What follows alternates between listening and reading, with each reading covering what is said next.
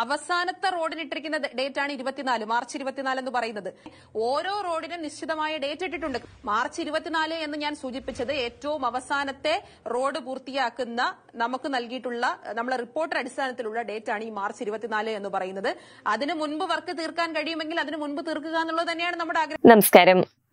ഇപ്പോൾ സംസ്ഥാനത്ത് നടന്നുകൊണ്ടിരിക്കുന്ന റോഡ് പണി എന്ന് തീരുമെന്ന് നമ്മുടെ പ്രിയപ്പെട്ട മേയർ ആര്യ രാജേന്ദ്രൻ പറയുന്നതാണ് നമ്മളിപ്പോൾ കേട്ടത്.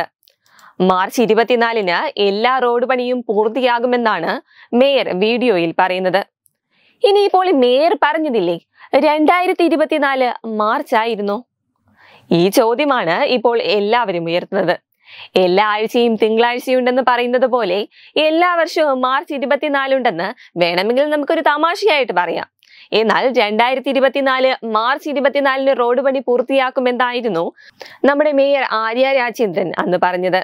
എന്നാൽ 2024 മാർച്ച് 24 കഴിഞ്ഞു, ഏപ്രിൽ 24 കഴിഞ്ഞു, ഇനി 2 ദിവസം കൂടി കഴിഞ്ഞാൽ മെയ് 24 കഴിയും. എന്നാൽ ഇതുവരെയും റോഡ് പണി പൂർത്തിയായിട്ടില്ല എന്നതാണ് സത്യാവസ്ഥ. നമുക്കറിയാം, അടുത്ത ആഴ്ചയിൽ സ്കൂളുകളെല്ലാം തുറക്കുകയാണ്.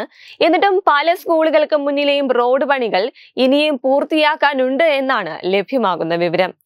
അതേസമയം എന്തു വന്നാലും ഏപ്രിൽ 30-ന് മുൻപ് തന്നെ നഗരത്തിലെ റോഡൊക്കെ ക്ലീൻ ആക്കുമെന്നായിരുന്നു പൊതുമരാമത്ത് വകുപ്പ് മന്ത്രി മുഹമ്മദ് റിയാസിന്റെ പ്രഖ്യാപനം.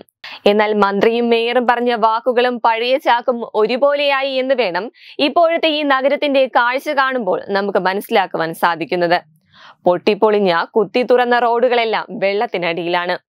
കൂടാതെ വേനൽ മഴ ഇപ്പോൾ തകർത്ത് പെയ്യുന്നുമുണ്ട്. എന്നാൽ നഗരം അക്ഷരാർത്ഥത്തിൽ മുങ്ങുമ്പോൾ നഗരമാതാവോ ഇവിടെയില്ല.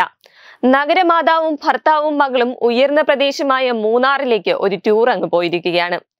എത്ര മഴ പെയ്താലും മുങ്ങാത്ത മലനിരകളുള്ള മൂന്നാറിൽ ഉല്ലാസയാത്രയായിരുന്നോ അതോ സല്ലാപ യാത്രയായിരുന്നോ എന്നറിയില്ല.